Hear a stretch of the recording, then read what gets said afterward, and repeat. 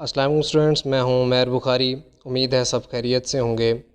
आज मैं आपको FA FSC उर्दू का पेपर हल करने का तरीका बताऊंगा और पेपर हल कैसे मुख्तलिफ़ सवालात कैसे हल करने हैं। उससे पहले एक चीज़ मैं आपको बता दूं कि जब पेपर हल करते हैं तो बहुत से जो स्टूडेंट्स होते हैं उनके सवालात रह जाते हैं या पेपर उनका जो है कुछ चीज़ें उनकी रह जाती हैं।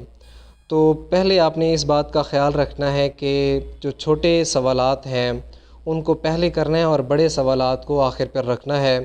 100 नंबर का हमारा पेपर होता है जिनमें 20 नंबर की हमारी मारूज़ी होती है और 80 नंबर हमारे जो हैं वो सब्जेक्टिव के होते हैं।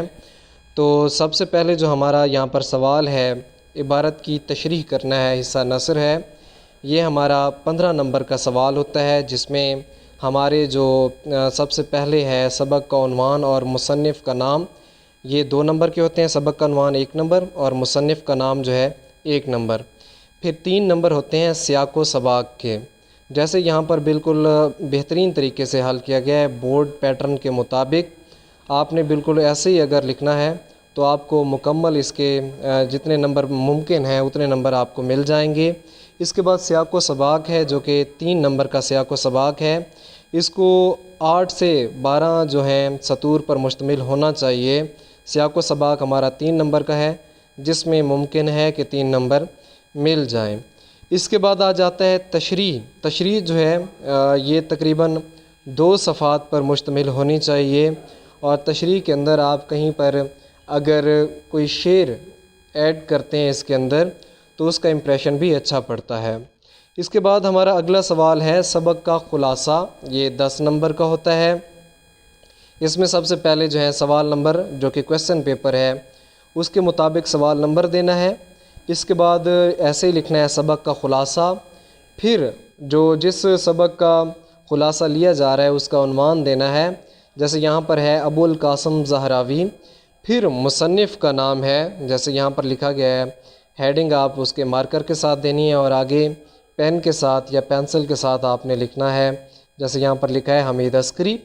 फिर इसका 1 नंबर होता है मुसन्निफ़ के नाम का, 9 नंबर होते हैं ख़ुलासे के। फिर ख़ुलासा आपने ऐसे हेडिंग देनी है ख़ुलासा। फिर तकरीबन 2 सफ़हात जो हैं आपने ख़ुलासा लिखना है। मुख्तलिफ़ असबाक होते हैं उसमें, जैसे कोई लंबा सबक है तो उसमें 2 सफ़हात से ज़्यादा हो जाए तो कोई मसला नहीं, और अगर छोटा सबक है 2 सफ़हात से कुछ लाइन्स अगर कुछ सतूर कम हो जाती हैं फिर भी मसला नहीं है। इसके बाद आगे आ जाता है हमारा अगला सवाल नज़म का ख़ुलासा। नज़म जो है उसका ख़ुलासा होता है, गज़ल का ख़ुलासा नहीं होता। नज़म का ख़ुलासा बहुत मुख्तसर सा होता है। ऐसे ही आपने सबसे पहले क्वेश्चन पेपर के मुताबिक वहाँ पर अगर है सवाल नंबर 5, आपने यहाँ पर भी सवाल नंबर 5 लिखना है। फिर आपने हेडिंग देनी है नज़म का ख़ुलासा। फिर जो भी नज़म होती है उसका आपने उन्वान, जैसे यहाँ पर है मैदान करबला में सुबह का मंज़र। इसके बाद आपने हेडिंग देनी है ख़ुलासा और फिर तकरीबन 7 से 10 लाइनें जो हैं आपने उसका ख़ुलासा लिखना है। और आखिर पर अगर आप कोई शेर लिख देते हैं तो इसका भी इम्प्रेशन जो है वो अच्छा पड़ेगा। इसके बाद हमारा अगला सवाल आ जाता है सवाल नंबर 7। आपने क्वेश्चन पेपर के मुताबिक इसका नंबर देना है। अगर वहाँ पर सवाल नंबर 7 है तो आपने भी सवाल नंबर 7 लिखना है। यहाँ पर दरख्वास्त का तरीका है। दरख्वास्त हमारे बहुत से बच्चे गलती करते हैं कि वो देखते नहीं कि दरख्वास्त किस को लिखी जा रही है।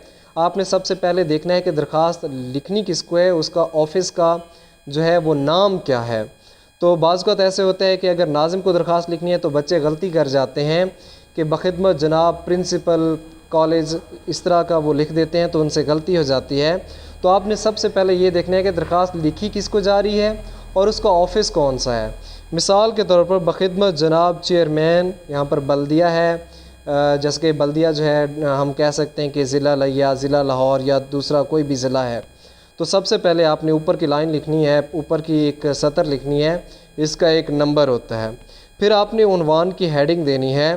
उन्वान मीन्स कि आपका जो उन्वान है किस उन्वान के तहत आप दरख्वास्त लिख रहे हैं, सफाई के हवाले से है, छुट्टी के हवाले से है, ज़रूरी काम के हवाले से है। तो आपने उसी उन्वान के तहत यहाँ पर लिखना है। हेडिंग देने के बाद पेन से लिखें درخواست برائے صفائی محلہ، یہ تو یہاں پر ایک مثال دی گئی ہے۔ آپ نے اگر چھٹی لینی ہے تو آپ نے لکھنا ہے کہ بوائے درخواست برائے رخصت بیماری یا درخواست برائے ضروری کام۔ اور اس کے بعد جو ہے اس کا بھی ایک نمبر ہو جائے گا۔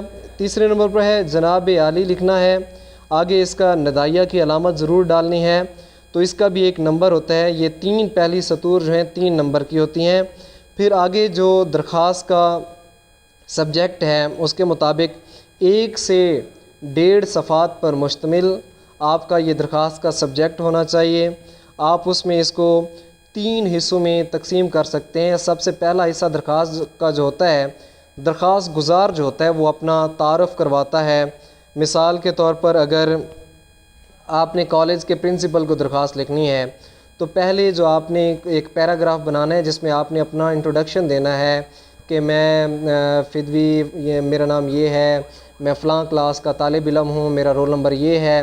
اس طرح کر کے آپ نے اپنا تعارف پہلے پیراگراف میں دینا ہے۔ پھر دوسرا پیراگراف جو ہے آپ نے اپنا مدعا بیان کرنا ہے کہ آپ اگر درخواست لکھ رہے ہیں تو وہ کس حوالے سے درخواست لکھ رہے ہیں، کیا آپ کی مجبوری ہے اور کون سا آپ کا کام ہے جس کو کروانے کے لیے آپ درخواست لکھ رہے ہیں۔ اور آپ کا تیسرا پیراگراف جو ہے درخواست کا اس طرح ہونا چاہیے جس میں آپ نے ریکویسٹ کرنی ہے، جیسے کہ آپ کی عین نوازش ہوگی، آپ کا شکر گزار ہوں گا یا میرا بھلا ہو جائے گا، اس طرح کی چیزیں جو ہیں وہ تیسرے پیراگراف میں لکھنی ہے۔ تو ہمارا یہ تقریباً 1.5 صفحات پر مشتمل یہ سبجیکٹ ہونا چاہیے، درخواست کا جو مضمون ہے وہ ہونا چاہیے۔ پھر ہم آ جاتے ہیں نیچے، اس میں ہمارے بائیں طرف درخواست گزار یا العرض یا عرضے، العرض بھی اس کا مطلب یہی ہوتا ہے کہ عرض کرنے والا، درخواست گزار کا بھی وہی مطلب ہوتا ہے۔ آپ کوئی بھی لکھ سکتے ہیں، یہ صرف جو درخواست دینے والا ہے اس کا نام لکھنے کے لیے ہوتا ہے۔ یہ آپ کے جو درخواست کا صفحہ ہے اس کے بائیں طرف، بالکل بائیں طرف ہونا چاہیے، درمیان میں نہیں ہونا چاہیے۔ درخواست گزار، پھر آپ اپنا نام لکھتے ہیں یا آپ وہاں پر الف بے جیم پیپر میں اگر ہوتی ہے تو آپ وہاں پر الف بے جیم لکھتے ہیں۔ اور اس کے بعد جو ہے نیچے آپ اپنا پتہ بھی لکھ سکتے ہیں، اپنے علاقے کا نام، یا اپنا اگر اسٹوڈنٹ ہے تو اپنی کلاس اور رول نمبر بھی لکھ سکتا ہے۔ اور اس کے دائیں طرف جہاں پر درخواست گزار لکھا ہے آپ نے، اسی سطر پر آپ نے تاریخ لکھنی ہے، اور اسی انداز میں عربک جو رسم الخط ہے اس میں آپ نے لکھنا ہے، آپ نے انگلش میں نہیں لکھنی۔ جیسا کہ یہاں پر بیان کیا گیا کہ 12 دسمبر 2017 یا اب 2020 چل رہا ہے تو آپ نے 2020 لکھنا ہے، بالکل اسی انداز میں آپ نے تاریخ لکھنا ہے۔ اس طرح نہیں کرنا کہ جیسے اسٹوڈنٹ لکھ دیتے ہیں 12/12/2020، یہ غلط تصور ہوگا۔ آپ نے اس طرح لکھنا ہے کہ 12 دسمبر 2020، یا جس تاریخ کو آپ لکھ رہے ہیں وہ والی تاریخ بھی یہاں پر ڈال سکتے ہیں۔ اس کے بعد ہمارا اگلا جو سوال ہے وہ سوال کا نمبر دینا ہے، پھر اس کے اگر جز ہیں تو جز نمبر دینا ہے، اشعار کی تشریح ہیڈنگ دینی ہے۔ حصہ نظم کیونکہ آپ کر رہے ہیں تو آپ نے حصہ نظم اسی انداز میں لکھنا ہے تو اچھا امپریشن پڑے گا۔ حالانکہ اس کے نمبر نہیں ہوتے، نمبر جو ہوتا ہے وہ نظم کے عنوان 1 نمبر ہوتا ہے اور شاعر کا نام وہ 2 نمبر ہو جاتے ہیں۔ تو یہ ہمارے جو FAFSC میں نظم کے اشعار کی تشریح ہے، دونوں اشعار کی تشریح آپ ایک ساتھ لکھ سکتے ہیں کیونکہ دونوں اشعار جو ہیں ایک ہی نظم سے لیے جاتے ہیں اور دونوں کا عنوان، نظم کا عنوان اور شاعر کا نام ایک ہی ہوتا ہے۔ تو آپ شروع میں ٹائم کی بچت کرتے ہیں اگر تو شروع میں ہی آپ یہ حوالہ متن جو ہوتا ہے، نظم کا عنوان اور شاعر کا نام، یہ شروع میں دے دیں، ٹھیک ہے۔ اس کے بعد آپ وہ جس شعر کی تشریح کر رہے ہیں وہ شعر دے دیں، پھر تشریح کی ہیڈنگ دیں، اور ایک شعر کی تشریح جو ہے وہ 1.5 صفحات سے 2 صفحات پر مشتمل ہونی چاہیے، اور اگر دونوں اشعار کی تشریح ایک ساتھ لکھ رہے ہیں تو 3 سے 4 صفحات پر مشتمل یہ تشریح ہونی چاہیے۔ یہ 10 نمبر کا ہمارا سوال ہوتا ہے جس میں حوالہ متن جو ہے 2 نمبر اور اشعار کی تشریح، ایک شعر کی تشریح کے 4 نمبر ہوتے ہیں، تو کل ملا کے یہ 10 نمبر بن جاتے ہیں۔ اس کے بعد ہمارا جو اگلا سوال آ جاتا ہے اشعار کی تشریح حصہ غزل، ایسے آپ نے سوال نمبر اور اگر جز ہے تو جز نمبر دینا ہے، اشعار کی تشریح لکھنا ہے، حصہ غزل لکھنا ہے۔ کیونکہ غزل کا کوئی عنوان نہیں ہوتا تو یہاں پر صرف شاعر کا نام لکھنا ہے۔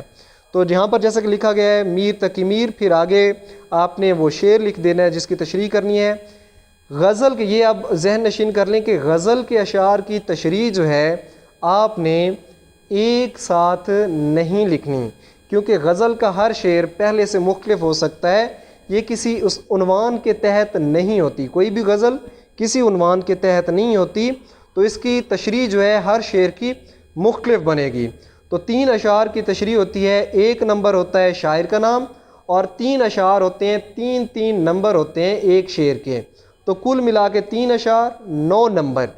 تو آپ نے ایک شعر کی تشریح جو ہے تقریباً 1.5 صفحات پر مشتمل، 1 سے 1.5 صفحات پر مشتمل ہونی چاہیے۔